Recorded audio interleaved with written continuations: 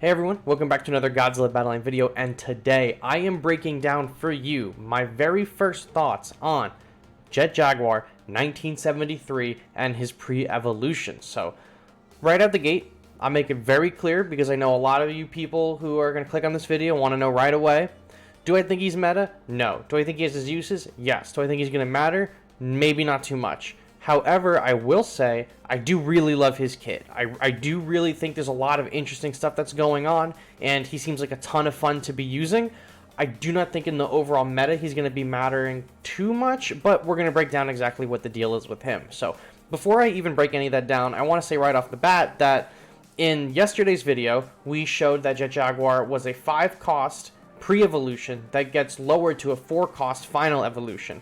When he was added to the game, we have discovered that he's actually a 4-4, so that is way better than being a 5-4. Even though 5-4 is still pretty good, 4-4 really solid. There's a lot of room in the decks he could fill, and we've been needing some lower cost units. So 4-4 energy cost, really good for this Jet Jaguar.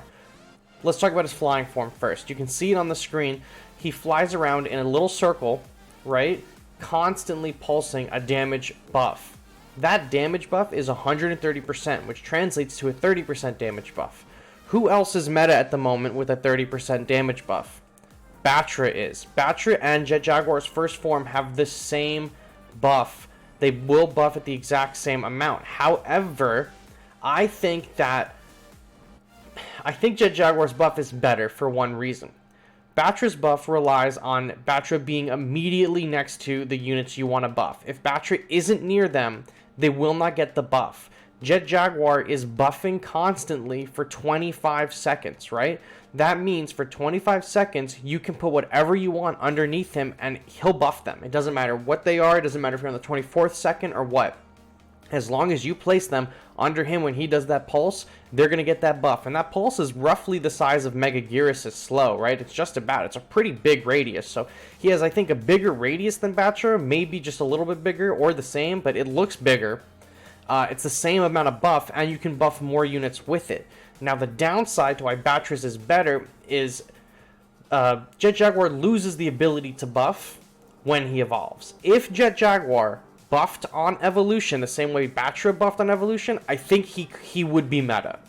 But he doesn't. He loses the ability to buff, and that is a huge blow. In my opinion, I almost would rather have the pre-evolution of Jet Jaguar always be buffing than evolve him to begin with. So he loses the buff on evolution, which is really bad. But the pre-evolution, solid buff, love it.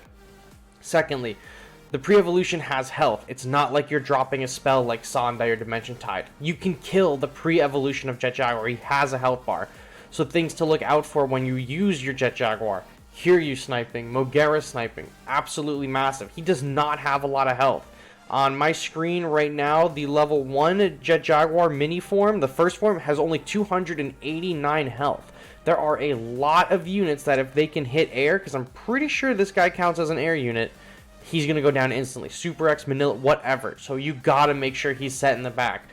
I think that the little baby form will be really good in a team fight as well, but if there's any AoE that can hit air, like Hedorah or King Ghidorah, you're going to be in danger. But overall, really great buff. It's always going to keep your team healthy. So moving on to the second form of Jet Jaguar. I really like the second form of Jet Jaguar. He is pretty beefy for a 4-cost. I believe at level 1... Let me look at my phone. At level 1, he only has 684 health, which is not that great. But you can look at the renting, and for me, I could rent a level 7 Jet Jaguar at the moment. Level 7 of this Jet Jaguar has 2,080 health. I think I have the stats for level 8 one as well, and they are more than that. They're like way more. I think it's like 100 more than that. So Jet Jaguar, he's just going to keep gaining health. For the level he is, he's going to be pretty beefy. He's not going to be the strongest 4-star or 4-cost, I'm sorry, but he's going to be really solid. He can get overwhelmed with swarms. You can see on the right side of the screen right now, the Kamikaris are kind of draining him before the cure even gets there. However, his ability to knock back units is actually so good. It is so good, and he can take a ton of hits, right? Especially from a single target attacker. Jet Jaguar is really going to hold his own. So him being able to push units away from himself and away from your team is going to benefit all of your ranged units. Ultima behind Jet Jaguar, you're keeping units away from Ultima longer. Super X behind Jet Jaguar, you're keeping units away from the Super X longer. Really great ability. He's going to keep all the ground units away from your team as long as you can keep him alive. Another downside is, though, he is not able to hit the air units. So, you know, Mega Gearus, Batra, Mothra, King Ghidorah, Super X, they're all going to just run over him.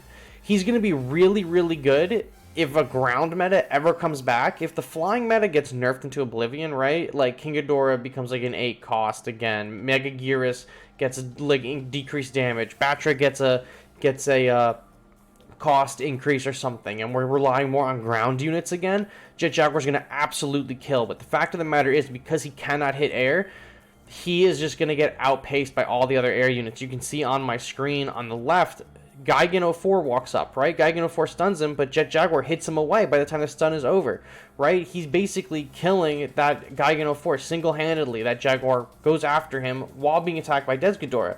Great, but that Des Ghidorah is running through him, and Jet Jaguar can't do anything about it. So, once again, we have a really, really, really, really great ground unit that is completely capped at the knees by not being able to hit flying. And I know that it's a common gripe, and we hate hearing that, you know, can't hit flying, it's bad. He's not bad. He actually is really good, and for his cost and his stats, like, he's a really solid unit. It's just because he can't hit the units that are basically the meta, Super X, Batra. He's not really going to be that helpful. He can, for sure, like, cap a Biollante, but he's not going to be able to hit that Super X or Batra, which is what you need. I do think he's going to be a fun addition to your decks. This season with Jet Jaguar, we now have the renting system, so if you unlock a Jet Jaguar, I believe you can then rent him out, and he will be rented out at a, you know, proportionate level to whatever your arena rank is. I recommend renting him out. Test him, see if you like him, see if you hate him.